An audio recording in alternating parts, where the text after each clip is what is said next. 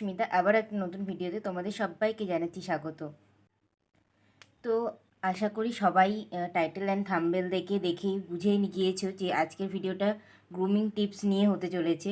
তো টিনেজার সব মেয়েদেরই একটাই প্রবলেম থাকে, যেটা হচ্ছে ফেসে ট্যানিং পড়ে যায়, তারপরে আমরা সঠিক সময়ে স্কিনের কেয়ার নিতে পারি না, যত্ন নেওয়ার না ফলে তো আমাদের ফেসে প্রচুর পরিমাণে ট্যানিং হয়ে যায়।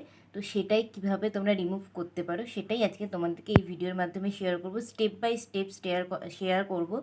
তো আশা করছি তোমরা সবাই সাথে থাকো আর পুরো ভিডিওটা ওয়াচ করো, তাহলে অনেকেই হেল্প হবে। আমি কাউকে শেখাচ্ছি না, বাট আমি যেইভাবে ইউজ করি, যেইভাবে আমি একটু ফলো করি সেইভাবে তোমাদেরকে বলার চেষ্টা করছি। তো তোমরা ফার্স্ট স্টেপে তোমাদেরকে ফেস ওয়াশ করতে হবে। যে কোনো তোমরা ফেস ওয়াশ ইউজ করতে পারো। এখানে আমি গার্নিয়ারের ফেস ওয়াশ ইউজ করছি, যেটা হচ্ছে নিম ফেস ওয়াশ। এটা আমার স্কিনে প্রথমে প্রচুর পরিমাণে পিম্পল হচ্ছিলো, পুরো এই সাইডটা, ওটা ইউজ করে প্রায় আমি 1-1.5 মাসের ওপর ইউজ করছি। আমার খুব ভালো কাজ দিয়েছে। পিম্পল রিলেটেড হলে একটু নিম টাইপের জিনিসগুলো ইউজ করবে, দেখবে অনেকটা বেটার কাজ হয়। তো আমার পার্সোনালি অনেক ভালো লেগেছে, আমি এটা এখন ইউজ করব, কন্টিনিউ করব ভেবেছি। তো তোমরাও ইউজ করতে পারো, জেন্টালি ফেস ওয়াশ করে নাও, ব্যাস।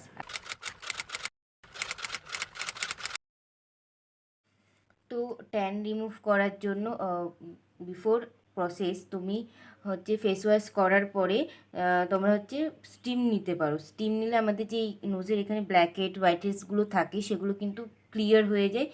একটা টুলস পাওয়া যায়, দেখো এরকম ধরনের টুলসগুলো কিন্তু তোমরা অনলাইনে পেয়ে যাবে। তো তোমরা সেখান থেকে অর্ডার করে নিতেই পারো। আর এগুলো নেওয়া খুবই ভালো। পাশাপাশি নোজের যে ব্ল্যাক হেড হোয়াইট হেডসগুলো আছে সেগুলো খুব ভালোই।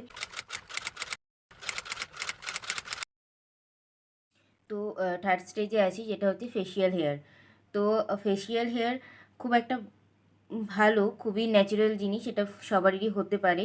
তো প্রত্যেকটা মেয়েরই 18 বছরের পরে সবারই উচিত যে ফেসিয়াল হেয়ারগুলো রিমুভ করা।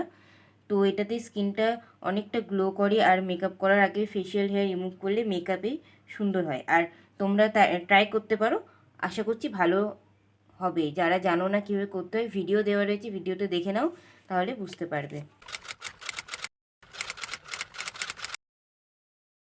তো ফোর্থ স্টেজে হচ্ছে স্টিম নেওয়ার পরে কিন্তু আমাদের স্কিনটা অনেকটাই সফট হয়ে যায়। তো সেই জন্য চেষ্টা করবে ঠান্ডা জল দিয়ে বারবার স্কিনটাকে ধুয়ে নেওয়ার।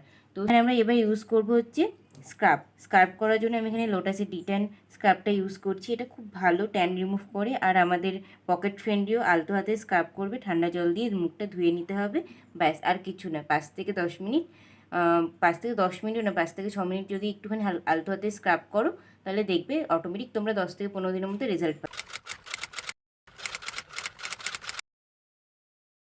তো এরপরে স্টেজ হচ্ছে আমরা হচ্ছে ফেস প্যাক। তো ফেস প্যাকটা তোমার স্কিন টাইপ অনুযায়ী কিন্তু তোমরা নেবে। তো এখানে আমি ইউজ করছি হচ্ছে সৌমিসের দ্য ক্যান প্রোডাক্ট নিম ফেস ওয়াশটা, যেটা আমার জন্য খুব ফেস প্যাকটা যেটা আমার জন্য খুব ভালো। আমি ইউজ করেছি এর আগেও অনেকবার, তারপরে আমি মিডিলে বন্ধ করে দিয়ে অন্য কিছু ইউজ করছিলাম, তো আমার শ্যুট হচ্ছিলো না, তো আবার আমি সেটা ইউজ করছি। তো আমাদের স্কিনটাই ফেস প্যাকটাই ইউজ করা উচিত। আর এটা পুরো মুখে সুন্দরভাবে অ্যাপ্লাই করে 10 থেকে 15 মিনিট ওয়েট করে ফেস ওয়াশ করে নিলেই হবে, আর ঠান্ডা জল দিয়ে।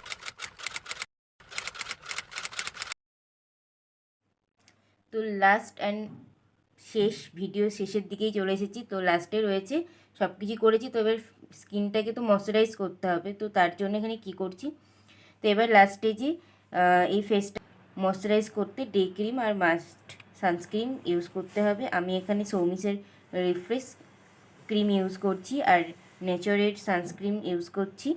তোমাদের স্কিন টাইপ তোমরা ইউজ করতেই পারো। তো ময়শ্চারাইজিংটা মাস্ট তোমরা সবাই ইউজ করো, এবং স্কিনের খেয়াল রাখো, এক্সেট্রা।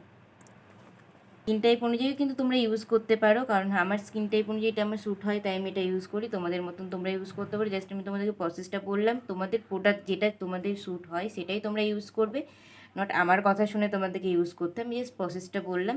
তো যাই হোক, আশা করছি তোমাদের ভালো লাগলো। আর আমি এইভাবেই কিন্তু আমার নিজের স্কিনের যত্ন নিই যতটা সম্ভব হয়। আর এই ভিডিওগুলো পুরোটাই কিন্তু আমার হোস্টেলে শ্যুট করা হচ্ছে। আমার ক্লাস শেষ, একটু ইনফরমেশান দিই আমার বিষয়ে। আমার ক্লাস কিন্তু শেষ, আমার থার্ড ইয়ারও কমপ্লিট বলতে গেলে ক্লাস বাকি আছে।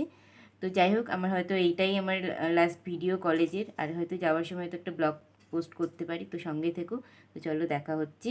আশা করছি তোমাদের আজকে আরও ভালোভাবে ভিডিও পোস্ট করার চেষ্টা করব, শুধু একটু তোমাদের সবার সাপোর্ট লাগবে। তো চলো আজকের জন্য আসি, টাটা বাই বাই, দেখা হচ্ছে নতুন কোনো একটা ভিডিওতে।